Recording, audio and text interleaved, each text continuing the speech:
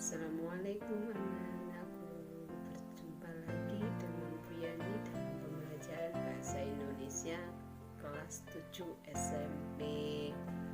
Nah, pada pertemuan kali ini kita akan belajar tentang ciri-ciri teks narasi fantasi. Sebelum Bu Yani mulai pembelajaran kali ini, Bu Yani ingin menyapa kalian terlebih dahulu. Bagaimana kabar kalian hari ini anak-anakku? Bu Yani berharap kalian masih sama dalam kondisi yang sehat, sehat jasmani dan rohaninya ya. Semoga tetap selalu semangat dalam belajar dalam kondisi atau situasi apapun.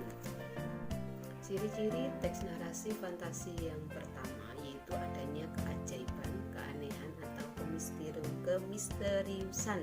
Nah, maksudnya apa Bu di sini?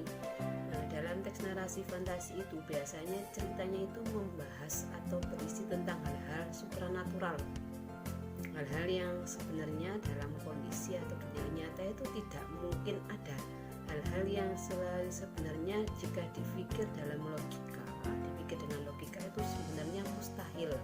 Contoh misalnya, kalian pasti pernah menonton film Harry Potter, iya apa enggak?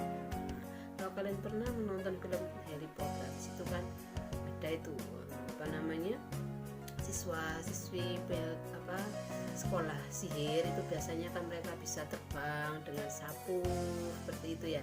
Nah, itu kan kalau dalam dunia nyata itu kan sebenarnya hal yang mustahil, hal yang sebenarnya tidak akan terjadi gitu. Masa iya manusia bisa terbang hanya dengan mengendarai sapu lidi gitu.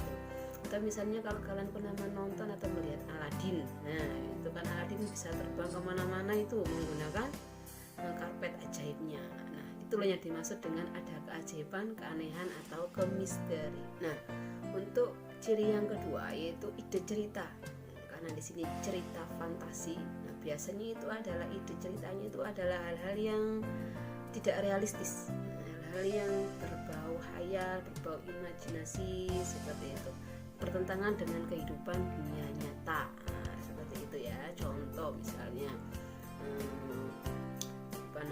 hewan bisa berbicara seperti itu, atau manusia bisa berbicara dengan hewan. Nah, itu adalah hal-hal yang sebenarnya tidak nyata atau khayal seperti itu. Kemudian ciri-ciri yang ketiga yaitu menggunakan berbagai latar. Nah, biasanya peristiwa yang dialami tokoh itu bisa terjadi pada dua latar atau dua setting ya, yaitu latar yang bercerita tentang kehidupan sehari-hari atau latar yang memang tidak ada dalam kehidupan nyata, kehidupan sehari-hari. Contoh misalnya kalau kalian sudah pernah menonton Harry Potter tadi, Harry Potter itu di mana Harry Potter itu bisa hidup dalam kehidupan nyata sehari-hari ya, layaknya manusia, bisa berinteraksi dengan manusia pada umumnya. Kadang juga dia ketika sudah memulai aktivitasnya untuk kembali ke sekolah sihir, ke dunia sihirnya, nah dia juga akan melintasi waktu, berbeda lagi latar ceritanya, tidak latar atau setting yang memang bercerita tentang kehidupan sehari-hari layaknya manusia, bisa menembus waktu. Nah, jadi ada pergantian latar yang memang dicerita itu menggunakan dua latar, yaitu latar dunia nyata dengan latar dunia khayal. Nah, seperti itulah mudahnya anak-anak ya. Nah, kemudian untuk karakteristik atau ciri-ciri yang keempat yaitu ada tokoh unik. Nah, di sini tokoh unik itu maksudnya apa? Tokoh yang memiliki kesaktian. Nah, contoh ya kalau kita lihat sinetron atau tayangan drama di Indonesia, ada Jagatingkir, kemudian ada Angling Dharma seperti itu. Di situ kan dikisahkan bahwasanya tokoh-tokoh tadi itu adalah tokoh yang memiliki kekuatan supranatural, memiliki kesaktian. Nah, seperti itu. Di dalam cerita fantasi, biasanya memang tokoh yang digambarkan di sini adalah bukan seseorang yang seperti pada manusia umumnya. Jadi mereka memiliki keistimewaan, memiliki kelebihan, yaitu mereka memiliki kekuatan atau supranatural yang sebenarnya bila di kehidupan dunia nyata itu tidak ada, itu mustahil seperti itu. Ciri yang kelima yaitu bersifat fiksi. Artinya apa? Cerita fantasi itu bersifat fiktif, berdasarkan imajinasi narasi belaka berdasarkan imajinasi penulis saja. Jadi sangat bertentangan dengan cerita kehidupan dunia nyata. Misalnya di dalam cerita fiksi digambarkan tokohnya memiliki kekuatan supranatural, bisa menembus batas waktu, bisa terbang, bisa menembus tembok, bisa mengalahkan lawannya hanya dengan satu kedipan mata, seperti itu. Itu kan kalau di dalam dunia nyata, dalam kehidupan sehari-hari adalah hal yang mustahil, hal yang memang tidak akan ada, tidak akan terjadi seperti itu. Makanya dikatakan bahwasanya cerita fantasi. Nah, cerita fantasi itu ciri-cirinya adalah bersifat fiksi. Kemudian yang keenam yaitu penggunaan bahasa.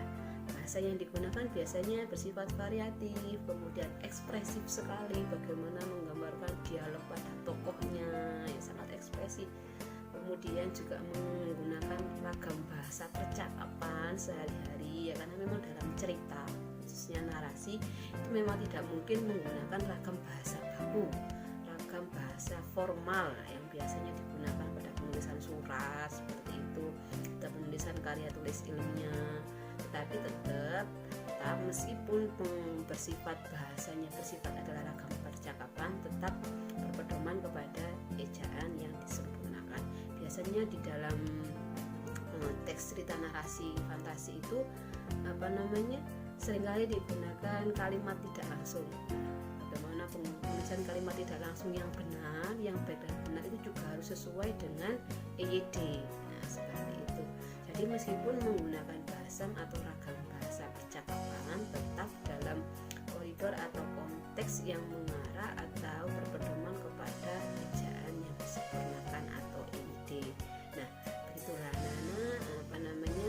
ciri-ciri dari teks narasi fantasi. Semoga tayangan video ini bermanfaat dan membantu kalian dalam belajar. Sampai jumpa, dan jangan lupa belajar di rumah, tetap semangat dan selalu jaga kesehatan. Sampai berjumpa dan bertemu lagi dalam video yang lainnya. Assalamualaikum warahmatullahi wabarakatuh.